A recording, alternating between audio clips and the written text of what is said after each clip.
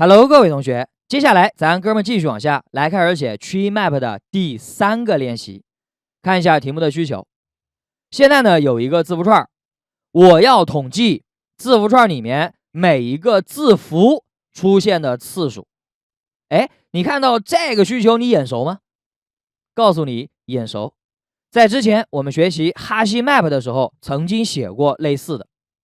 好，那现在我就想问你了，这一题你用什么方式来进行统计呢？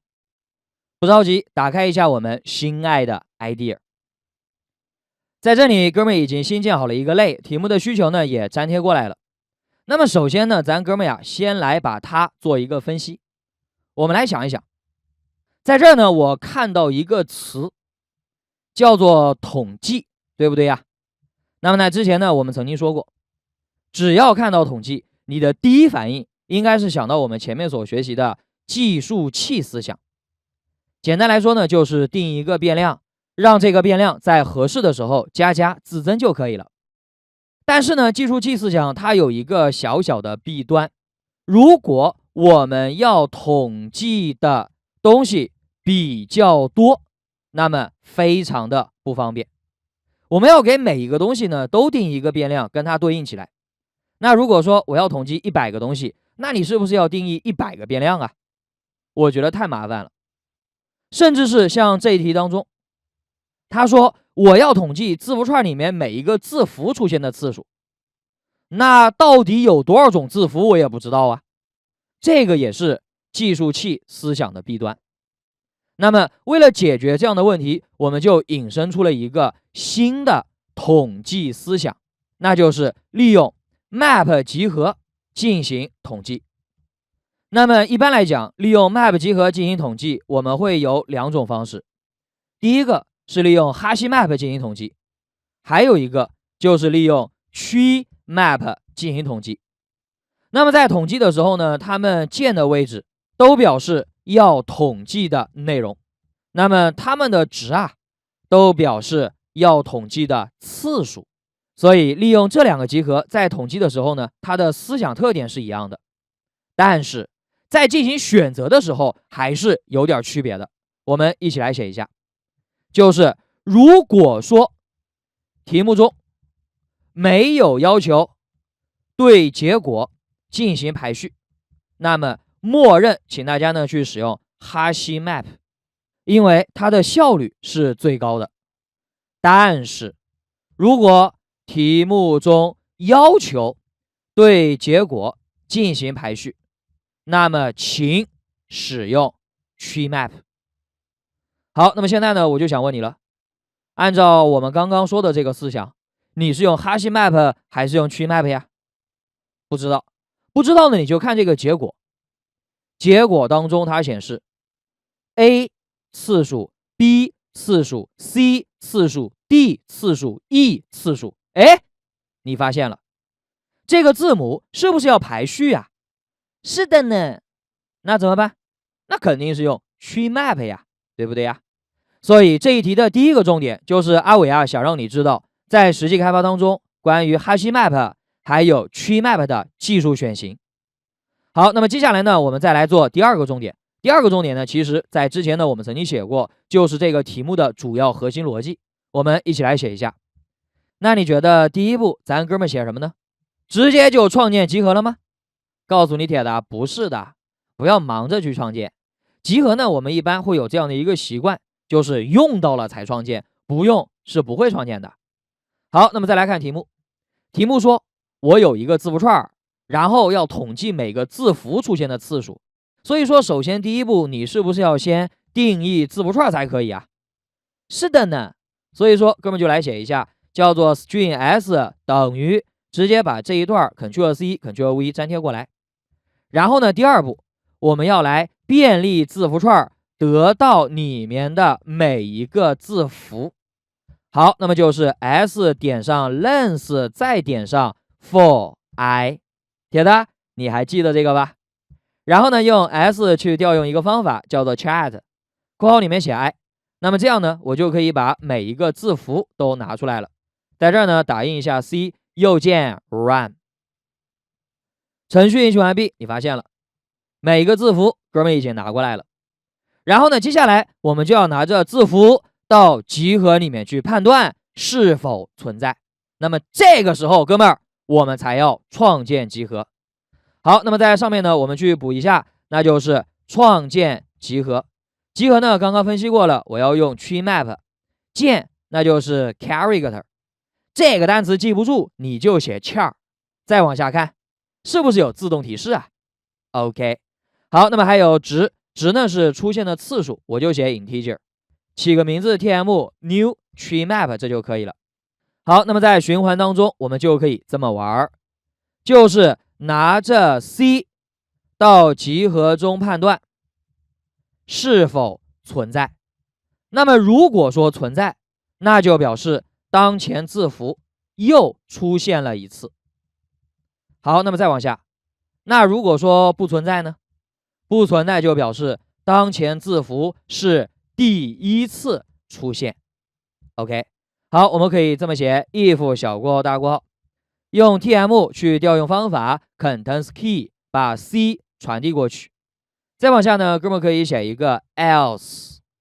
好，那么我们一起来看，在上面 if 里面，它呢是表示存在 ，else 里面它呢是表示不存在。你觉得哪个最简单啊？我觉得不存在最简单，哥们直接添加 C 跟1，这就可以了。好，那么如果说你是存在的，存在稍微有点麻烦，我们要先把已经出现的次数拿出来，对吧？那用 tm 调用 get 方法把 C 传递过去，那么此时呢能获取到它对应的次数。类型我就写 int。再来，我还要把 count 进行加加，那就表示当前字符又出现了一次，所以说呢我们需要加加。还有第三步，把自增之后的结果再添加到集合当中。 OK， 所以说呢哥们是这么写的， tm 调用 put 方法，键还是 C， 值呢是自增之后的 count。 OK， 好，那么再往下我们再来写第4步，直接打印集合，这就可以了。右键 run， 程序运行完毕，你看 ABCDE 是不是已经统计出来了呀？但是有一个小问题，他说输出结果我不想要这样，输出结果我想是 A 括号再来一个次数，再来一个括号，我想要这种样子，那怎么办呀？没关系，那哥们儿就便利一下，这就可以了。所以说第4步呢，我们写的正统一点，那就是便利集合，然后并按照指定的格式进行拼接，这就 O 啦。在拼接的时候呢，你还记得吗？我们有2种方式可以进行拼接，一个是 string builder， 还有一个你还记得吗？是不是叫做 string joiner 啊 ？OK， 有这2种方式来进行拼接。我们先用 string builder 来进行拼接 ，sb 等于 new string builder， 先把它创建好，然后呢再来 tm 点上 for each 方法，在这里呢我用 lambda 表达式的形式来进行便利，因为这种方式呢大家肯定是最陌生的，对吧？好，在小括号当中我可以直接 new bi consumer， 它里面有一个方法 accept， 方法里面有2个参数，第一个参数就是 key， 第2个参数就是 value。 那么我们在便利的过程当中就可以把键跟值按照我们指定的格式来进行拼接，这就 O 了。我可以写 sb 点上 append， 先去拼接 A， 你看这里 A 是不是键啊？所以呢就是 append key， 然后呢再来你要 append 一个左括号，还有再去 append value， value 结束之后你还要再去 append 一个右括号，这样子才是可以的。好了，那么到目前为止，关于便利集合并按照指定的格式进行拼接我就已经写完了。那么最后还有一个，就是你是不是要把拼接之后的结果 SB 给打印出来，这才行啊。程序运行完毕，看这里，是不是已经按照我指定的方式进行排列了呀？是的呢。好，那么最后呢，我们还有一个，还需要把它改成 lambda 表达式，从 new bi consumer 开始，一直到方法名直接删掉，后面呢再去删一个 U 号就可以。在方法的形参跟方法底之间，哥们儿要来加一个固定格式箭头，还能继续简化。数据类型可以省略，如果说参数只有一个，小括号可以省略；如果说参数有多个，小括号就不能省了。再来看方法体，方法体只有一行，大括号可以省略， return 可以省略，分号可以省略。那么这样呢，哥们儿一行就直接搞定。OK， 好，那么继续往下，还有第二种拼接方式，你还记得吗？我是不是可以用 string joiner 啊 ？sj 等于 new string joiner， 只不过 string joiner 在创建对象的时候，你要指定它的开始标记、结束标记，还有中间的间隔符号。那现在呢，我可以把这三个都写成长度为0的字符串。OK， 好，把这个代码 tm 点 for each 直接粘贴过来。在方法体当中，我是用 sj， 看好了铁的，去调用 add 方法。在添加的时候呢，你要注意了，在添加的时候，它只能添加字符串，所以说呢，我们还需要加一个双引号，把 key 变成字符串，这样子才可以。好，那么后面呢也是一样的，再来 add 非字符串的后面呢要去加一个双引号，这就可以了。然后最后再把 sj 来做一个打印，右键 run， 程序运行完毕。你看是不是也拼接完毕了呀？ OK， 好了，各位同学，那么到目前为止呢，关于 tree map 我们就已经全部的学习完毕了。回到资料当中，我们把它来做一个小结。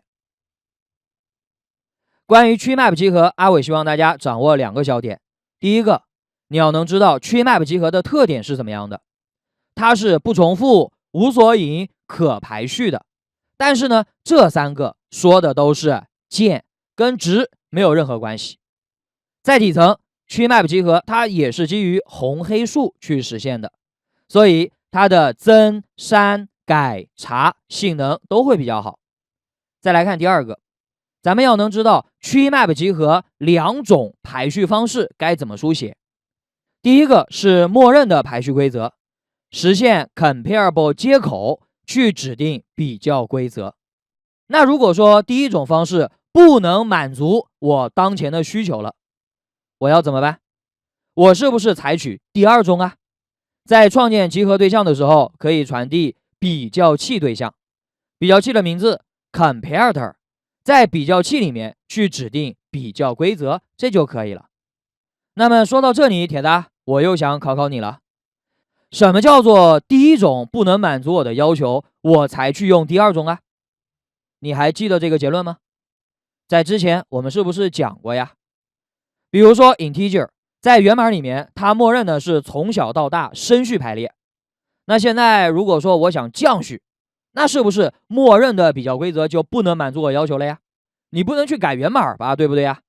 好，那么这个时候呢，我们就可以用第二种方式。那么还有，比如说字符串，字符串呢在源码当中默认是按照 ABCDEFG 这样的顺序来进行排列的。